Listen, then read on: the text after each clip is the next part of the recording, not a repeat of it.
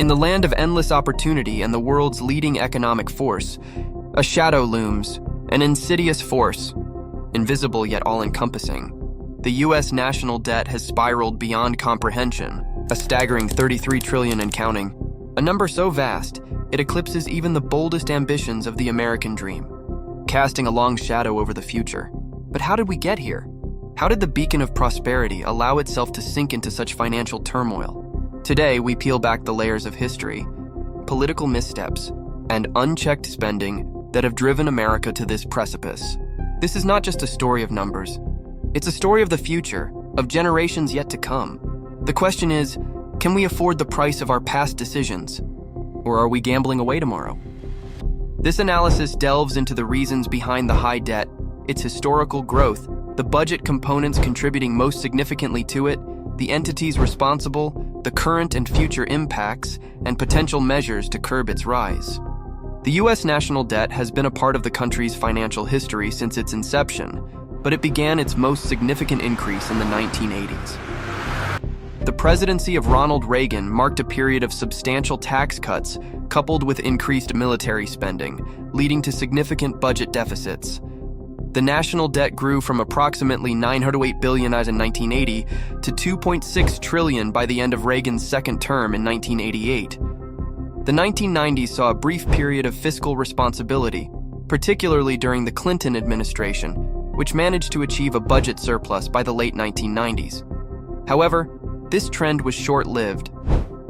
The early 2000s under President George W. Bush witnessed a return to large deficits due to tax cuts, increased military spending for the wars in Iraq and Afghanistan, and expanded entitlement programs such as Medicare Part D. The 2008 financial crisis further exacerbated the national debt as the federal government implemented large-scale stimulus measures to rescue the economy, including the Troubled Asset Relief Program and the American Recovery and Reinvestment Act. From 2008 onwards, the debt has continued to rise steadily, with the COVID-19 pandemic in 2020 triggering unprecedented government spending that pushed the national debt to new heights. Several factors have contributed to the high level of U.S. national debt. For decades, the U.S. government has consistently spent more than it collects in revenue, leading to annual budget deficits. These deficits are then financed by borrowing, adding to the national debt. Social Security, Medicare, and Medicaid are among the largest components of federal spending. With an aging population and rising healthcare costs, these programs have expanded significantly, placing increasing strain on the federal budget. The U.S. maintains the largest military in the world, with defense spending constituting a significant portion of the federal budget. Despite various efforts to control these costs, defense spending remains a major contributor to the national debt. While intended to stimulate economic growth, tax cuts, especially those without corresponding spending cuts, have led to increased deficits. The Tax Cuts and Jobs Act of 2017 is a recent example of legislation that significantly reduced federal revenue while not adequately addressing spending, thereby adding to the debt.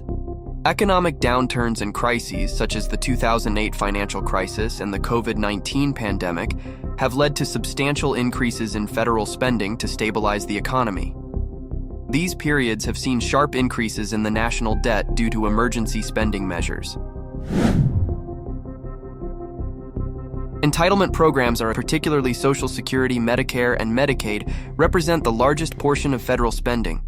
These programs are designed to provide financial security and health care to the elderly, disabled, and low-income individuals.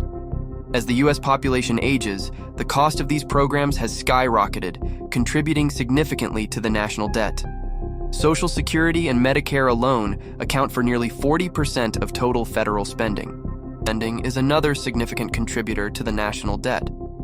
The U.S. defense budget is larger than the next several countries combined, reflecting the country's global military commitments and the high cost of maintaining a technologically advanced military. Despite periodic attempts to reduce defense spending, it remains a substantial part of the budget. As the national debt grows, so too does the cost of servicing that debt. Interest payments on the debt are projected to become one of the largest components of federal spending in the coming decades. The increasing interest burden limits the government's ability to spend on other priorities and exacerbates the debt situation further. The responsibility for the high national debt lies primarily with the political leadership of the country. Successive administrations, both Republican and Democrat, have pursued policies that have contributed to the growing debt. Tax cuts without corresponding spending reductions, increases in entitlement spending, and large-scale military expenditures have all played a role. Congress, as the body responsible for passing the federal budget, also bears significant responsibility. The lack of fiscal discipline and the tendency to prioritize short-term political gains over long-term fiscal health have contributed to the debt. The frequent use of debt ceiling increases as a political tool rather than an opportunity to address the underlying fiscal issues has also exacerbated the problem. The high national debt has several immediate impacts on the U.S. economy. High levels of government borrowing can crowd out private investment as the government competes with businesses for available capital. This can lead to higher interest rates and reduced investment in the private sector, potentially slowing economic growth. The growing debt limits the government's ability to respond to economic crises. With a significant portion of the budget already committed to interest payments and entitlement programs, there is less flexibility to implement new policies or respond to emergencies. High debt levels can create uncertainty about the country's economic future, leading to reduced confidence among investors and consumers. This can negatively affect economic growth and job creation. Long-term impact of the national debt on future generations could be even more severe. Future generations may face higher taxes as the government seeks to reduce the debt burden. This could reduce disposable income and slow economic growth. To manage the debt, future governments may need to cut public services, including education, infrastructure, and social programs, which could affect the quality of life and economic opportunities for future Americans. If the debt continues to grow unchecked, there is a risk of a fiscal crisis where the government may struggle to meet its debt obligations. This could lead to higher borrowing costs, a loss of confidence in U.S. financial markets, and potentially a severe economic downturn. One of the most direct ways to reduce the debt is through spending cuts. This could involve reforming entitlement programs to reduce their long-term costs, cutting unnecessary defense spending, and eliminating waste and inefficiencies in government operations. Increasing revenue through tax reforms could also help reduce the debt. This could involve reversing some of the recent tax cuts, implementing new taxes on wealth and high-income earners, or broadening the tax base by closing loopholes and deductions. Promoting economic growth can help reduce the debt-to-GDP ratio, making the debt more manageable. Policies that encourage investment, innovation, and workforce participation can boost economic growth, leading to higher tax revenues without increasing tax rates.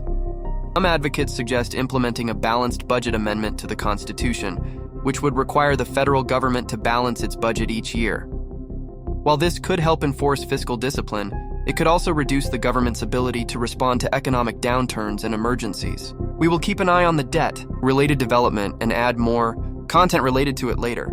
If you want more of this kind of content, please subscribe to the channel, share, and like the video. Thanks for watching.